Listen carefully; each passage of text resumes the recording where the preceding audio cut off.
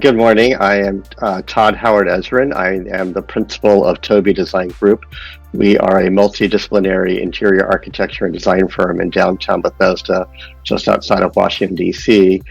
Our areas of practice include residential, multifamily residential, some corporate and retail projects. My journey to interior design was a little bit circuitous.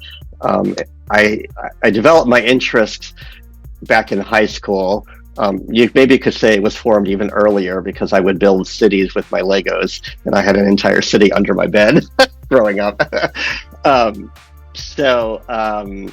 I actually didn't. I wanted to be an architect, but I'm terrible in math, so I was afraid to go to architecture school. So I decided to go to business school, and I got a degree from Ithaca College in upstate New York.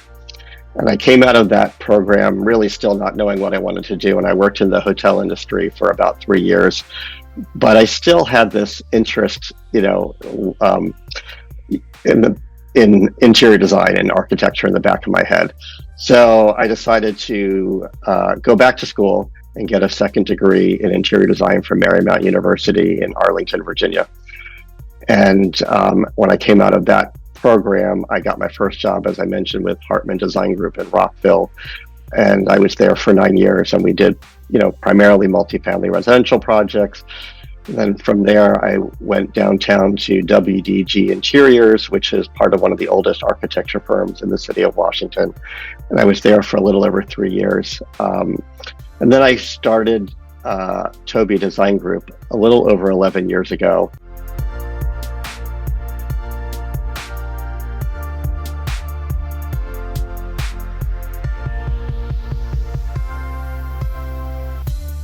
We had never submitted for awards, and I really wanted to get some recognition. I mean, I worked really hard, and so we submitted for 3 projects in 3 different categories.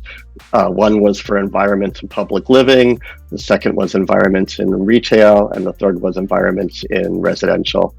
And you don't know until you get to the event if you win or not. So we went.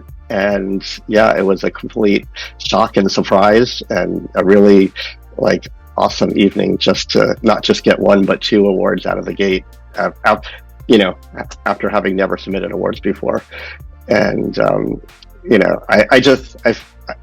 grateful. It was a blind competition, and the judges were from around the country, so it's just nice to be validated by your peers, and to be in the company of some much bigger, more well-known firms. We're known for, number one, we really take a very hands-on approach to our projects. We really get to know our clients. We listen to them.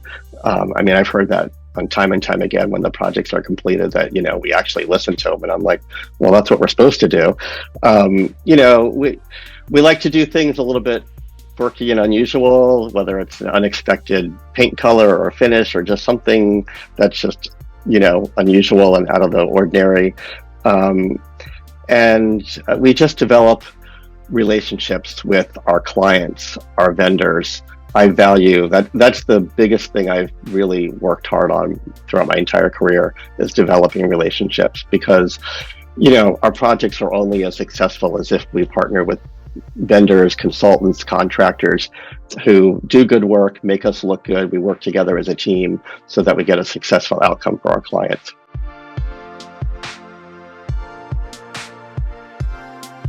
I love seeing all these mixed materials and mixed finishes on furniture and lighting. It's been a trend. I think it's still going to continue. It's a long trend.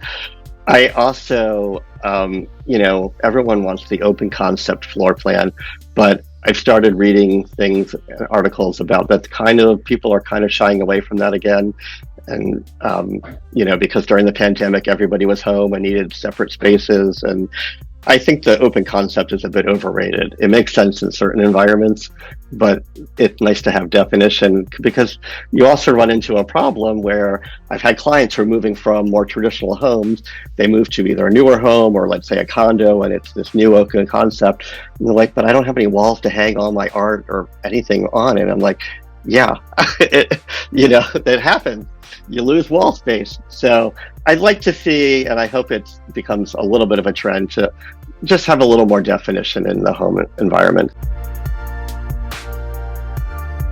My husband and I moved out of Washington, D.C. to North Bethesda. He thought we would save money.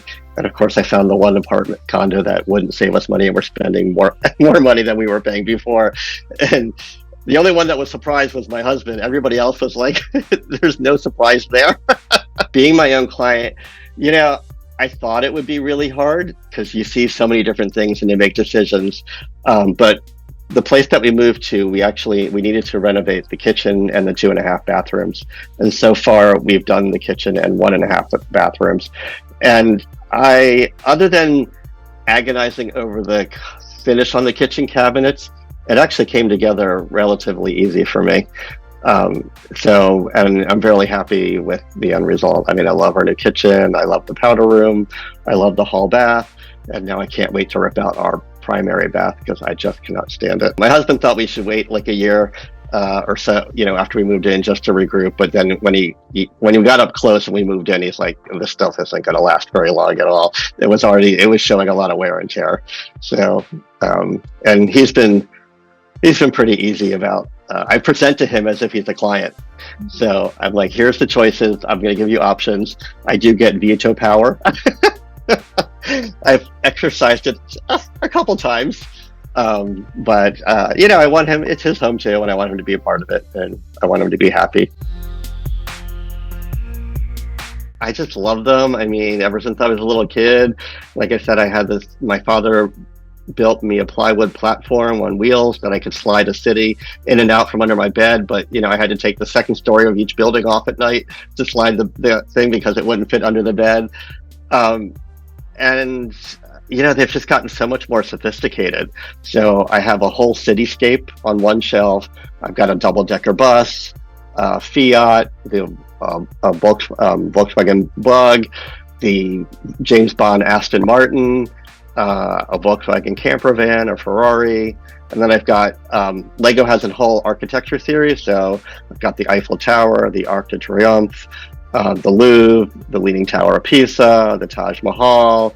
Let me see what else. Buckingham Palace, Big Ben, and as I mentioned earlier, it's been under construction for 6 months, but it's the Roman Colosseum, which is one of their biggest sets. I also even have a typewriter in the office, and the keys actually function like it. I mean, you can't type like a letter, but it has working parts. That one, most of the time, as you alluded to before, I find it relaxing and I just enjoy doing it.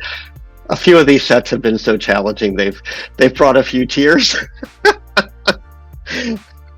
The typewriter was one of them. It's so mechanical inside. But so I got married about 6 years ago, a little over 6 years ago, at the American Institute of Architects headquarters in Washington, D.C.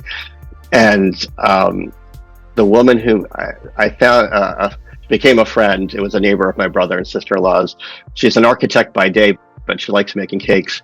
So I had her make this cake that looked like it was 4 tiers and it looked like Lego bricks. And part of it was cut away, so you could see and she colored the fondant to look like all the Lego bricks. And then I went back to my parents' place and got out all my action minifigures and we adorned it with minifigures. And then I had a woman, I found her on Etsy in England, who made a custom Lego wedding cake topper for me. And it was the cake, I have to say, I almost hated cutting into it. It was so awesome. I wish I could have just shellacked it and put it under like a glass dome forever. But it was equally as delicious to eat as it was beautiful to look at. And it was fun. And then at the end of our wedding ceremony, the recessional song was "Everything is Awesome" from the Lego movie.